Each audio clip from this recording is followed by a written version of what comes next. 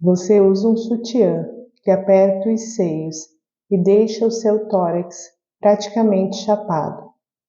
Usa roupas largas para não mostrar o seu corpo. Evita se trocar na frente de outras pessoas, pois morre de vergonha.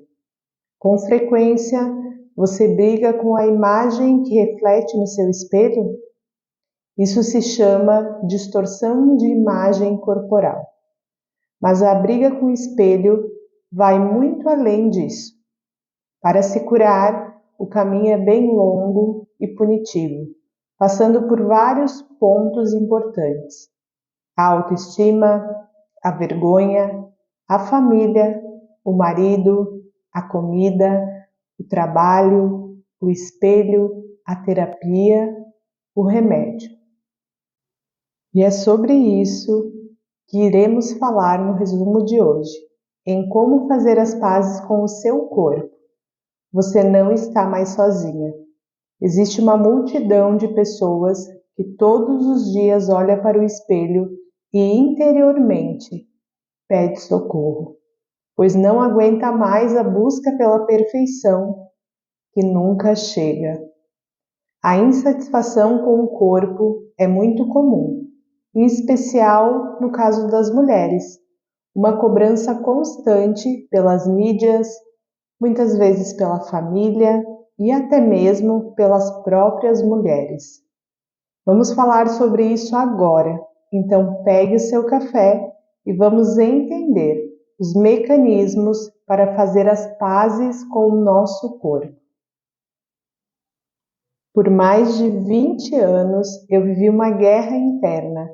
Eu odiava o meu corpo, odiava as minhas curvas, meu quadril largo, minha estrutura grande.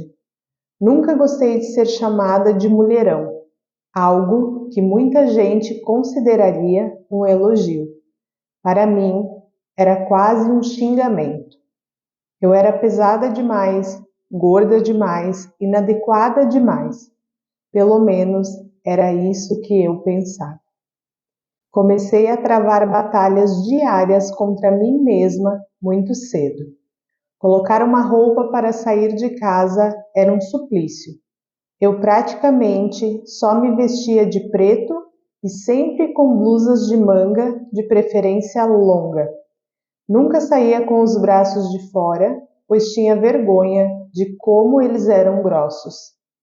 Em alguns dias eu nem conseguia sair para trabalhar, com medo do que as pessoas rissem de mim, de como eu era imensa e esquisita. Foram raras as vezes em que eu me olhei no espelho sem roupa e fiquei feliz. Não gosto de tirar fotos e guardo pouquíssimas em que a minha imagem não me desagrada por completo. Em geral, são aquelas em que o meu corpo não aparece. É horrível não se sentir bem na própria pele. É péssimo não se sentir confortável no corpo que você habita. E isso não tem nada a ver com vaidade. É com vergonha extrema. Uma sensação de total estranhamento em relação ao meu corpo, como se ele não me pertencesse. Tenho tanto pavor de engordar que desenvolvi uma relação doentia com a comida. A hora das refeições era uma tortura. Eu queria devorar tudo o que estava na mesa, até mesmo o que havia no prato das outras pessoas. Por outro lado, não queria comer nada para não engordar. A comida acabou se tornando a minha maior paixão e a minha maior inimiga. Se eu comia, me sentia um fracasso. Se eu não comia, a vontade aumentava ainda mais. Não havia um meio termo. Ou eu comia incontrolavelmente, ou passava dias comendo maçã e água. Ir a algum restaurante em que houvesse um buffet para se servir à vontade era a morte para mim. Só de imaginar a possibilidade de comer livremente, eu entrava em pânico. Comigo não existia essa coisa de não estou com vontade hoje. Nunca. Isso nunca aconteceu. Eu não tinha fundo. Eu não tinha limites. Além de tudo, eu me punia por sofrer assim. Eu sempre pensava: como eu posso ser tão egoísta de sofrer com uma mesa cheia de comida, enquanto milhares de pessoas no mundo estão passando fome? Então eu chorava por sofrer por comida e depois chorava por me sentir uma má pessoa. Para conseguir ser magra, já fiz tudo o que você pode imaginar. Tomei todos os tipos de remédios para perder peso e controlar o apetite. Anfetaminas, tarja preta, fórmulas e medicamentos fitoterápicos. E até mesmo remédios para diabetes. Tomei laxantes, diuréticos, calmantes, ansiolíticos, estimulantes, soníferos e também aquele medicamento que tira 30% da gordura dos alimentos, mas que, ao menor descuido, faz você sujar as calças sem perceber. Fiz todas as dietas que existem, da proteína, da lua, do abacaxi, dos dias ímpares, do jejum. Já fiquei 2 anos sem comer carboidratos. Tentei vomitar depois das refeições, mas não consegui. Fiz diversos tratamentos estéticos e confesso que já fiz 3 cirurgias de lipoaspiração. E ainda precisei pegar um empréstimo bancário para pagar esses procedimentos, ficando endividada até as orelhas por muitos anos. Você deve estar pensando que passei por tudo isso porque eu era obesa. E na verdade, eu não era. Em termos médicos, nunca estive no sobrepeso. Hoje eu sei que nunca fui gorda de fato, mas saber e sentir são coisas totalmente diferentes. Mesmo ciente de que eu estava dentro da faixa de peso saudável, eu não era capaz de me sentir assim. Só pensava em ser cada vez mais magra. Aliás, não conseguia conversar com ninguém sobre esse assunto, quanto mais entender o que estava acontecendo comigo. Eu carregava um enorme fardo que era invisível para os outros. Por muitos anos, me esforcei para fingir que esse problema não existia, por medo do que as pessoas iriam pensar de mim. Eu imaginava que diriam: "Ah, que patricinha! Como ela pode dizer que não gosta do corpo dela? Como pode dizer que é infeliz? Essa menina é louca. Ela não é gorda." Muitas vezes eu mesma me julguei e acreditei que o que realmente fosse uma menina mimada, que não tinha outra coisa com o que se preocupar. No início, achei que fosse coisa de adolescente, que iria passar, mas não passou. Demorou muito até eu conseguir perceber que o problema de peso que atrapalhava a minha vida não estava no meu corpo, estava na minha cabeça. Mas eu só soube disso quando eu tive coragem de procurar uma ajuda médica. E foi então que finalmente eu descobri que o que eu tenho não é maluquice, não é frescura, não é vaidade. É uma doença. Sofro de transtorno alimentar não especificado, que é uma das manifestações do transtorno alimentar. Nesse quadro, a pessoa apresenta um comportamento desequilibrado em relação à comida, gerando prejuízos reais para a sua saúde e causando um sofrimento profundo.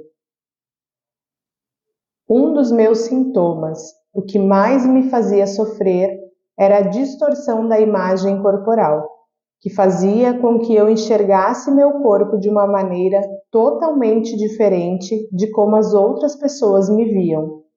Eu queria muito me ver como as pessoas me viam, mas isso não acontecia. E parte da minha angústia tinha a ver com o fato de que ninguém parecia entender o tamanho do meu sofrimento. Muitas pessoas nem sequer acreditavam que eu tinha uma doença de verdade. Então, eu me dei conta de que era hora de dar um basta. Eu estava exausta de me odiar de não me aceitar. Não aguentava mais tratar o meu corpo como se ele fosse meu inimigo. Decidi priorizar a minha saúde, cuidar do meu corpo, da minha mente e da minha alma. Precisamos fazer uma revolução interior. Precisamos mudar. Não podemos mais permitir que a mídia, as redes sociais e a indústria da moda destruam a nossa autoestima, ditando um padrão de beleza impossível de ser alcançado pela maioria das pessoas. Somos mais de 7 bilhões de pessoas no planeta. E ninguém é igual a ninguém. Como pode haver um padrão de beleza? Ser bonito é ser feliz do jeito que você é. É viver em paz com o seu corpo do jeito que ele está. É você aprender a respeitar-se, independentemente do número que aparece na sua balança. Quando a pessoa tem uma relação doentia com a comida, ela sofre a cada refeição, ou seja, no mínimo 3 vezes por dia. A comida é o combustível do corpo, mas para quem se sente como eu, é como se fosse um veneno. Não sei te dizer se a relação doentia que eu sempre tive com o meu corpo me levou a ter uma relação doentia com a comida ou se foi o contrário.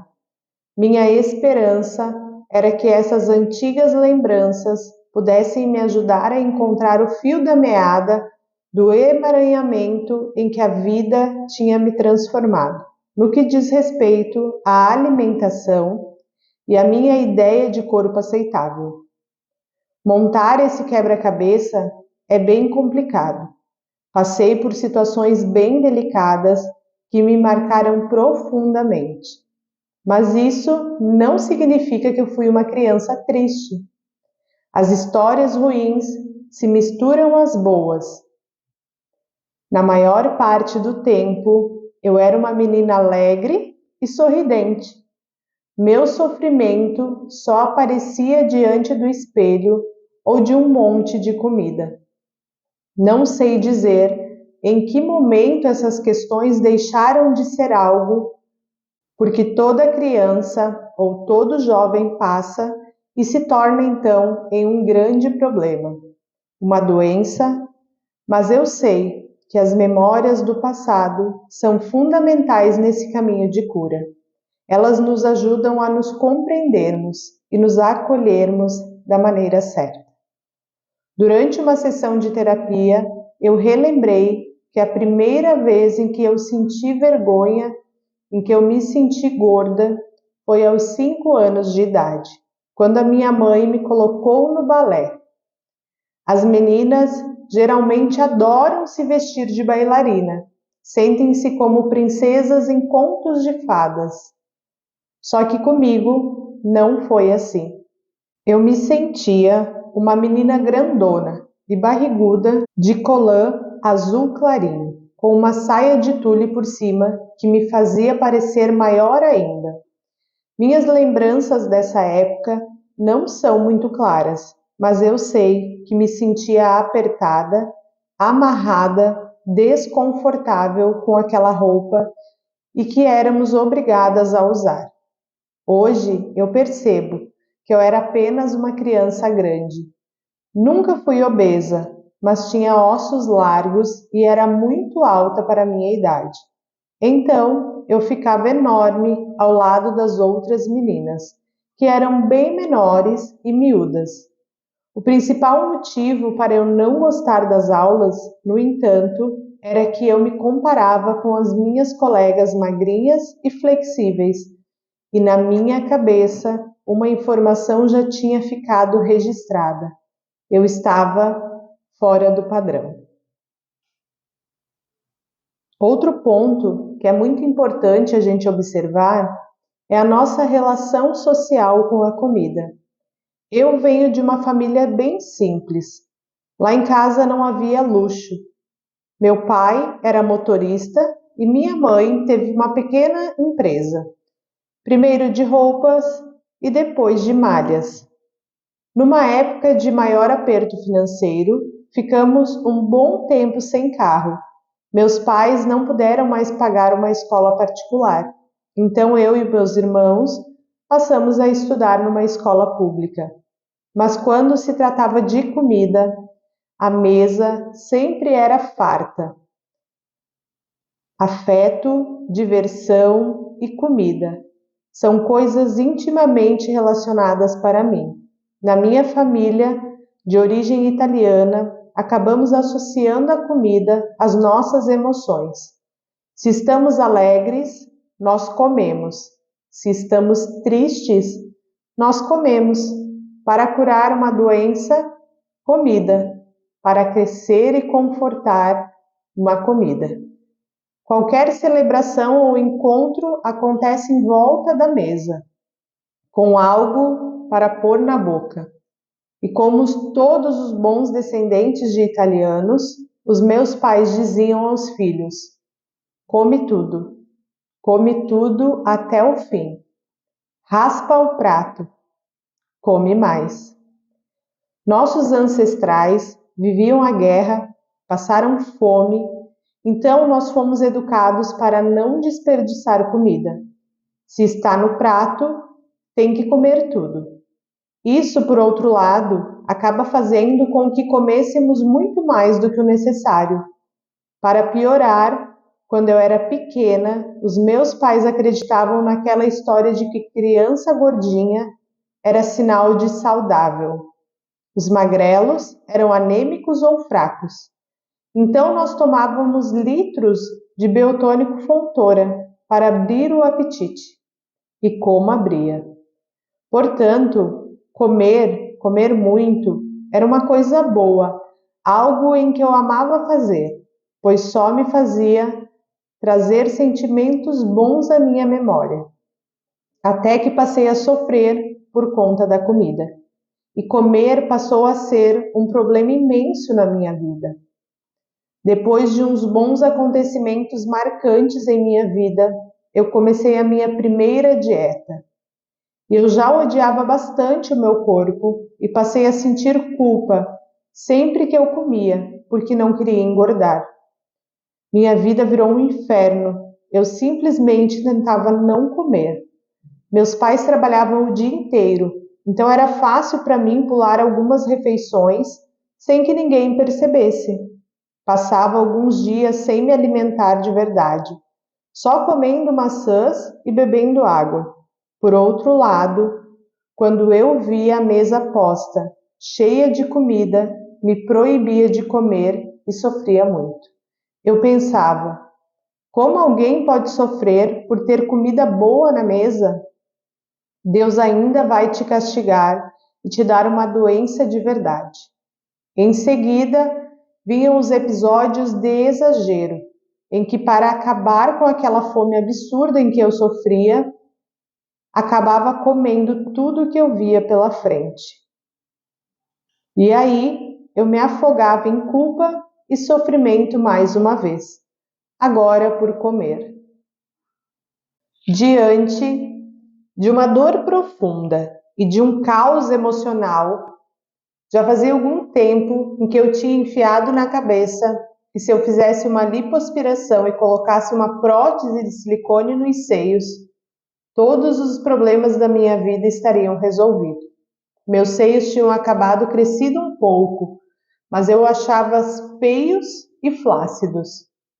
Com os seios durinhos e empinados e a cintura mais fina, vou parecer mais magra e finalmente eu vou ser feliz. Só que eu não tinha dinheiro para pagar a cirurgia. É óbvio que não aconteceu nada do que eu imaginei depois da operação. Eu tinha 20 anos, estava bem magra, com um corpo lindo, mas não me enxergava assim. Continuava me sentindo gorda e infeliz com o meu corpo. E agora, além de tudo isso, ainda tinha uma dívida enorme. 2 anos depois, resolvi fazer a segunda lipoaspiração. Agora sim, as coisas vão melhorar. Eu tinha acabado de pagar o empréstimo da primeira operação. A situação financeira da minha família estava bem difícil e eu só conseguia continuar na faculdade porque havia pedido um crédito educativo. Mas o desespero para ter um corpo perfeito era tão grande que nada disso importava e fiz outro empréstimo no banco. Minha mãe ficou muito preocupada quando soube. Ela me avisou dos riscos de outra cirurgia, da anestesia geral, e fez tudo para me convencer a não operar. Mas é claro, uma mente doente não escuta ninguém. E a minha estava muito doente naquela época. Eu pensava, prefiro morrer a ser gorda. Eu tinha certeza de que depois daquela segunda cirurgia, o meu corpo seria totalmente reformado e eu ficaria em paz. Mas é óbvio, mais uma vez, isso não aconteceu. Todos diziam que eu estava magra e linda, mas eu ainda não me sentia bem. Na minha cabeça, eu continuava gorda, mesmo depois das 2 cirurgias e pesando apenas 60 quilos. Mantive os remédios para emagrecer e continuei seriamente viciada neles. Como não conseguia mais perder peso, resolvi olhar para a minha alimentação. Eu não me alimentava bem, ou não comia quase nada, ou comia muita fritura, macarrão e pão. Todos os dias, antes da aula ou nos intervalos da faculdade, eu comia um folhado de frango. Salada, verduras, legumes e frutas não faziam parte do meu cardápio. Eu pensava que não valia a pena gastar calorias com salada e frutas. Se era para comer as calorias permitidas, que fosse com algo gostoso. Hoje eu sei que essa mentalidade de quem é aprisionada pela alimentação, mas aos 20 anos eu não sabia disso. Com esses péssimos hábitos, claro que os remédios não faziam efeito e eu comecei a engordar. Achei que encontraria solução nas atividades físicas. Passei a fazer 2 horas de ginástica por dia. Eu corria, fazia aulas de dança, step e musculação. Ainda obcecada pela magreza, sonhava em ver os meus ossos aparecendo. Para ver o quanto eu estava doente, eu cheguei a pesquisar na internet técnicas para não comer e encontrei as mais diversas barbaridades que você possa imaginar. Eu achava tudo isso normal, até que o excesso de atividades físicas lesionou de tal forma meu joelho que eu fui obrigada a interromper os exercícios. Eu me sentia num beco sem saída. Queria emagrecer, mas queria comer. Queria fazer ginástica, mas o meu joelho doía. Tomava remédios que não faziam mais efeito, mas estava viciada neles e não sabia como parar. Além de ter medo de parar de repente e engordar muito. Eu não tinha mais vontade de sair, de passear com as minhas amigas, de ver o meu namorado. Passava os dias em casa, me sentindo mal e chorando. Não via mais sentido em nada, eu me achava um fracasso. Queria morrer. Logo eu, que sempre fui tão alegre, eu achava que o meu único sofrimento estava relacionado ao meu corpo e à comida. Só que agora, a vida toda estava sem brilho e eu estava sem vontade de viver. Ah, se eu tivesse levado a sério aquele aviso escrito no tarja preta. Ao despertar pela manhã, o primeiro pensamento era: o que eu vou comer? E o segundo, não. Eu não posso comer porque eu vou engordar. Cada vez mais fragilizada, eu sentia um medo terrível e inexplicável da comida, mas mesmo assim não conseguia me controlar diante dela. Comigo era extremamente restrição ou exagero. Não havia um meio termo. Ou fazia uma dieta restritiva, comia sem nenhum controle, e quando comia, o pavor de engordar me consumia, fazendo com que eu me sentisse imensamente frustrada. E nessa época, sem os remédios para controlar o apetite, essa situação estava ainda mais complicada. A comida controlava minha vida, meus pensamentos, minhas ações. Sempre que eu engordava, ficava com vergonha das pessoas, cancelava compromissos, mentia que estava doente para não ir trabalhar ou não comparecer às festas. Também já fingi que tinha ido viajar para escapar de um compromisso e não aparecer gorda na frente dos outros. Não era só uma forma do meu corpo, é que junto com a gordura vinha um sentimento de fracasso, de inferioridade, como se os magros conseguissem controlar o que comem, e isso fizesse deles pessoas mais capazes e felizes. Até que eu cheguei em um momento da minha vida em que eu pensei que tudo estava estabilizado. Minha vida profissional começou a decolar, ia de vento em polpa e eu me sentia muito realizada com isso. Sabe como eu comemorei toda essa alegria? Do único jeito que eu sabia lidar com os meus sentimentos: comendo, comendo, comendo. Ao passar dos dias, ao mesmo tempo em que eu estava feliz, porque agora estava trabalhando ao lado dos maiores jornalistas do Brasil, dos profissionais cuja trajetória eu tinha estudado na faculdade, dos meus ídolos. Eu queria ser uma boa repórter como eles, ter o texto perfeito como o deles, queria tudo logo e rápido. Comecei a me cobrar sobre os próximos passos. Será que um dia farei uma grande cobertura? Será que vou ser correspondente internacional? Quem sabe apresentadora?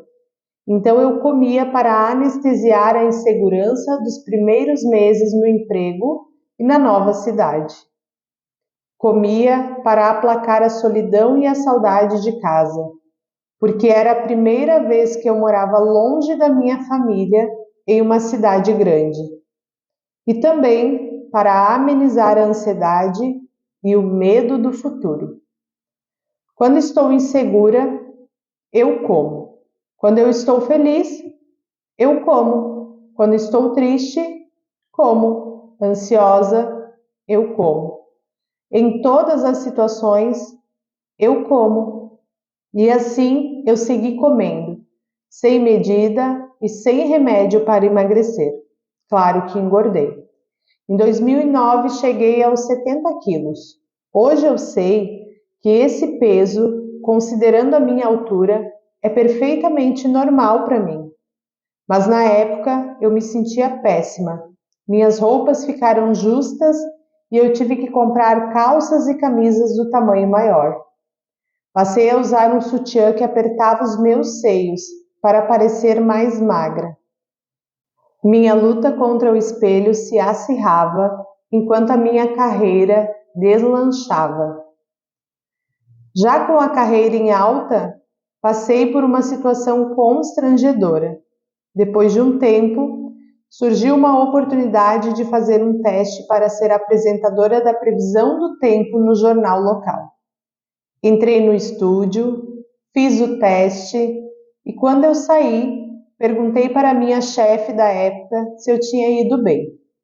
Ela respondeu, sem cerimônia: sim, mas você precisa emagrecer mais. Claro que eu não passei no teste. Uma nova pancada na minha autoestima. E não parou por aí. Em mais 2 ocasiões, eu ouvi que eu deveria perder peso. Quando me dei conta de que já tinha ouvido 4 vezes, de 4 chefes diferentes, que eu era boa profissional, mas que eu precisava emagrecer, eu fiquei completamente desiludida com a minha carreira e com a profissão de jornalista de TV. Com meus chefes me pressionando por causa da minha aparência, fiquei ainda mais ansiosa, insegura e com medo de ainda engordar mais. Só que esses sentimentos me faziam comer cada vez mais, mesmo tomando os remédios. Minha autoestima se deteriorava e a minha relação com a comida se tornava cada vez mais doentia. Eu pensava em comer 24 horas por dia. Chegava a sonhar que estava comendo. Por outro lado, eu ficava em pânico a cada refeição. Em restaurantes, eu ficava agoniada quando a comida demorava para chegar. E aqueles minutos entre o garçom dizer boa noite, entregar o cardápio e colocar o couvert na mesa pareciam uma eternidade. Quando os garçons passavam com os pratos de comida de outras pessoas, eu esticava o pescoço para olhar e ficava com água na boca. Esses sentimentos são típicos do transtorno alimentar. É algo tão intenso que ousa comparar o meu sofrimento diante da comida com o sofrimento de alcoólicos e dependentes químicos diante do álcool ou da droga. Era incontrolável. A vontade me dominava por completo. Muitas vezes eu já estava deitada, tentando dormir, mas só pensava em comer. Certa noite, levantei da cama, fui até a gaveta em que havia um chocolate, abri a barra, olhei para ela, fiz um esforço sobre-humano para me controlar e guardei. Não comi e voltei para a cama. Minutos depois, levantei de novo, fui até a gaveta, peguei o chocolate e pensei: eu quero tanto, mas não posso. E não comi. Apenas aproximei a barra do nariz, senti aquele cheiro maravilhoso, guardei e voltei para a cama. Tentei dormir, troquei de lado várias vezes, me forcei a pensar em outras coisas, mas foi mais forte do que eu. Eu não aguentei. Como uma viciada, pela terceira vez levantei da cama e fui até a gaveta. Só que dessa vez devorei todo o chocolate. Fiquei com uma satisfação enorme, mas o gosto amargo da culpa. Adormeci me sentindo a pior pessoa do mundo, a pessoa mais fraca. Quantos bons momentos nós deixamos de viver por causa da nossa autoimagem deturbada? Essa dor, ela não pode ser ignorada, é claro, mas não podemos permitir que a vergonha ou o sofrimento controlem as nossas vidas. Se você ainda não conseguiu vencer essa guerra, tente ao menos se dar uma trégua durante as ocasiões especiais. Tente esquecer um pouco dos seus medos, das suas inseguranças, das suas frustrações e permita-se aproveitar o momento. A energia boa do instante vai ajudar você a deixar de lado essas preocupações. Não deixe de viver e de ser feliz por vergonha do seu corpo. E assim, a gente encerra a primeira parte do resumo de Fazendo as Pazes com o Corpo. Esse é um tema muito importante. É um livro que traz tantos pontos relevantes que eu decidi dividir em duas partes, para que vocês possam se aprofundar com calma em cada reflexão que ele traz. Então, já ativa o sininho e não deixe de assistir a segunda parte desse resumo, onde vamos continuar essa jornada de autoconhecimento, aceitação e reconexão com o nosso corpo. Te espero a semana que vem no nosso resumo inteligente. Não esqueça de se inscrever e ativar o sininho para você ser notificado quando esse vídeo chegar por aqui. Um grande abraço e eu te vejo no próximo vídeo.